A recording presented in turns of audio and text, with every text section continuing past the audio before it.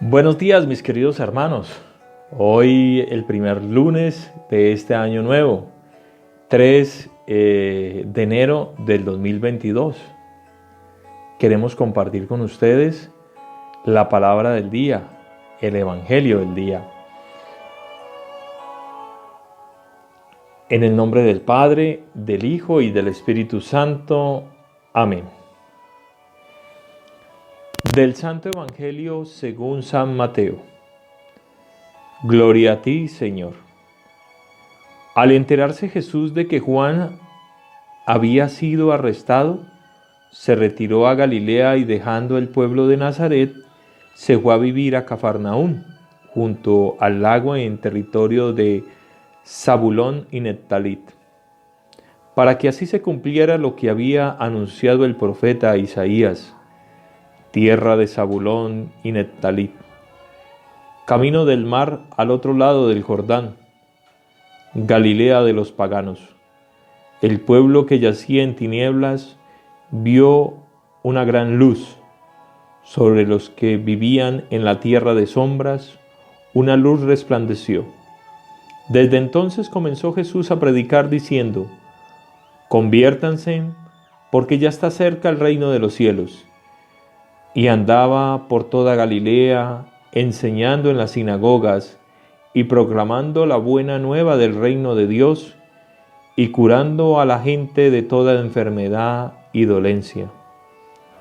Su fama se extendió por toda Siria y le llevaban a todos los aquejados por diversas enfermedades y dolencias, y a los poseídos, epilépticos y paralíticos, y él los curaba.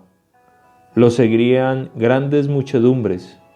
Venían de Galilea, Decápolis, Jerusalén, Judea y Transjordania. Palabra del Señor. Gloria a ti, Señor Jesús. Queridos hermanos, en esta nueva semana, todavía seguimos en la semana de Navidad, hasta el bautismo del Señor, ¿sí? Hasta el bautismo del Señor, que es la fecha que celebramos este próximo fin de semana dentro de la iglesia. Por eso es festivo. La gente piensa que es el Día de Reyes, pero el Domingo de Reyes fue ayer. Es el bautismo del Señor el que se presenta y es la segunda epifanía del Señor, la segunda manifestación del Señor, de Dios a los hombres. Vemos a este Jesús lleno de bondad, de misericordia, yendo al encuentro del más necesitado, yendo al encuentro del enfermo, del acongojado, del dolido, del abatido, ¿sí? Vemos a este Jesús lleno de tanta ternura, de tanto amor, y vemos cómo va llegando su mano santificadora a cada uno de nosotros. Nosotros estamos enfermos, de pronto no físicamente, pero sí nuestro corazón está enfermo por el pecado. Dentro de nuestro corazón hay muchos sentimientos que no son buenos y que lastimosamente porque no nos damos cuenta, porque vivimos en la oscuridad, porque Cristo no vive en nosotros, decimos que creemos en Dios, pero creer en Dios no es solamente que yo diga que Él existe o que Él está ahí, no. Creer en Dios es conocer un poco de Él, leer un poco de Él, saber cómo actúa Él, ¿sí? Pero no lo conocemos, no sabemos quién es Él. ¿Cómo nos damos cuenta y cómo conocemos a Jesús? Por medio de los evangelios.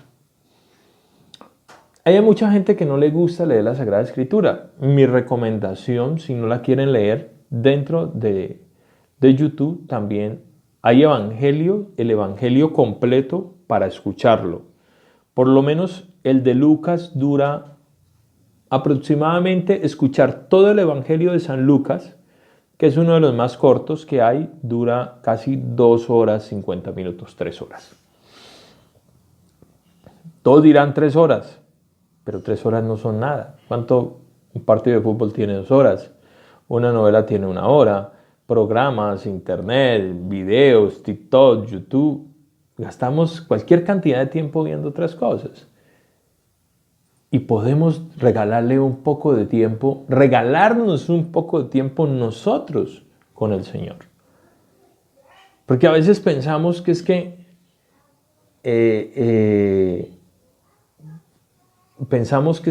el Señor necesita de mí. Y el Señor no necesita de mí. Dios sigue siendo Dios. Yo necesito de Él.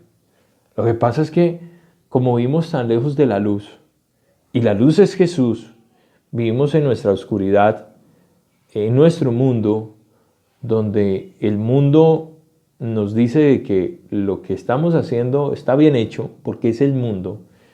Y entonces, pues vivimos normalmente equivocados. Tenemos que pedirle al Señor que nos ilumine. Está bien, yo le pido al Señor que me ilumine, pero yo tengo que hacer un mínimo esfuerzo por conocer de Él, por saber de Él, por estudiar y conocer lo que es Él y lo que nos pide. Mucha gente termina diciendo es que la iglesia prohíbe. No hay una sola palabra que diga se prohíbe, ni en los evangelios. Ustedes nunca han llegado a escuchar o decir que Dios prohíbe algo, jamás. Dios hace recomendaciones y dice las consecuencias y advierte de las consecuencias por no hacer caso a su recomendación. Cada uno es responsable de asumir la consecuencia de su acto. Y el problema es que no terminamos asumiendo la consecuencia de nuestros actos. Ejemplos básicos de todos los días. El hombre que engaña a su esposa, la esposa lo quiere dejar. Y él piensa que la esposa, y cuando lo piensa dejar y se quiere llevar a los niños, piensa de que ella es una injusta. Y entonces comienza a justificarse en su acción buscando a otras personas que terminen diciéndole que él tiene la razón. Y termina encontrando personas que justifican su error, ¿sí? Porque nosotros siempre estamos justificando nuestros pecados. O el papá que grita a los hijos de una manera déspota y violenta y después les termina pasándose de autoridad y termina faltándole respeto a los hijos y no quiere que los hijos haya una consecuencia de que ellos terminen faltándole respeto a él y entonces él se enfurece más. Pues eso es una consecuencia de no actuar bien. Y así miles de cosas, por lo menos en el tema de la justicia y las autoridades. Cometo un delito, me equivoco en algo que sé que es un delito. Mucha gente de pronto comete un fraude o estafa a otra persona o roba a otra persona. Tantas cosas que vemos, ¿sí? Y entonces hay una condena por tu delito y tú no lo quieres asumir. No quieres asumir una responsabilidad. No la asumes, ¿sabes por qué? Porque estás fuera de la luz. Porque la luz es Cristo y Cristo no vive en ti. Tú dices que Cristo vive en ti, pero tu comportamiento demuestra que Cristo no vive en ti. Porque si en realidad Cristo viviera en ti, tú te comportarías como hijo de tal padre. Decimos que Dios es mi padre, pero yo no me comporto como hijo de tal padre. ¿Sí? Entonces todos estos temas son para reflexionar. Al principio, por ahí se dice de que la excusa es la prima hermana de la mentira. Y es muy cierto. Nosotros somos muy buenos para excusarnos. Miren el ejemplo de Adán. El Señor Dios le dice que Él se paseaba en el jardín del Edén con Adán y Eva. O sea que había un contacto y una relación. En ese momento eran santos y había un contacto personal con ellos. Y les advirtió sobre no comer de cierto árbol. Él lo hace. Dios viene en horas de la tarde, le pregunta a Adán dónde está, y Adán la respuesta que le dice: Señor, es que estoy desnudo y como estoy desnudo me dio pena que me vieras. Y él le dijo, ¿y a ti quién te dijo que estabas desnudo? Comiste del árbol que te dije que no comieras, ¿cierto? Entonces él dice, la respuesta de Adán no fue, sí, Señor, perdóname, yo no lo quería hacer. Por lo menos asumir su responsabilidad, ¿cierto? Disculparse, no. ¿Saben cuál es la respuesta de Adán? Le dice, la mujer que tú me diste me dio de comer y yo comí. En pocas palabras, le echó la culpa a Dios. Le dijo, no, es que la culpa fue suya porque usted me dio a esa señora y esa señora me convenció, ¿sí? ¿Y qué dijo Eva? No, es que la serpiente me convenció. O sea, ninguno de los dos terminaron asumiendo la responsabilidad. Sencillamente, cada uno se inventó una excusa. Y nosotros para excusas, que nos busquen. Hermanos, esto es un tema de reflexionar y dejar de estarnos excusando en nuestros errores y en nuestras fallas. El primer paso para cambiar y para comenzar a hacer las cosas bien es, primero, acercarnos a Jesús, que Jesús es la luz, para que nos muestre nuestros errores y nuestras fallas. Y segundo, que yo reconozca que me he equivocado. Tercero, asumir las consecuencias de nuestros errores. Porque cada error, cada falla, tiene una consecuencia en la vida y hay que asumirlas. Hay que asumirlas. En algunos casos, unos perderán a su esposo, otros perderán a su esposa, otros perderán a sus hijos, porque eso pasa, o otros terminarán en la cárcel por un delito o algo que cometieron, ¿sí? O otros, en casos peores, cuando se trata de temas ya de meterse en asuntos que no se deben de, pues terminan siendo asesinados de entrar en otro mundo que no es el adecuado y el correcto. Queridos hermanos, seguimos orando por ustedes.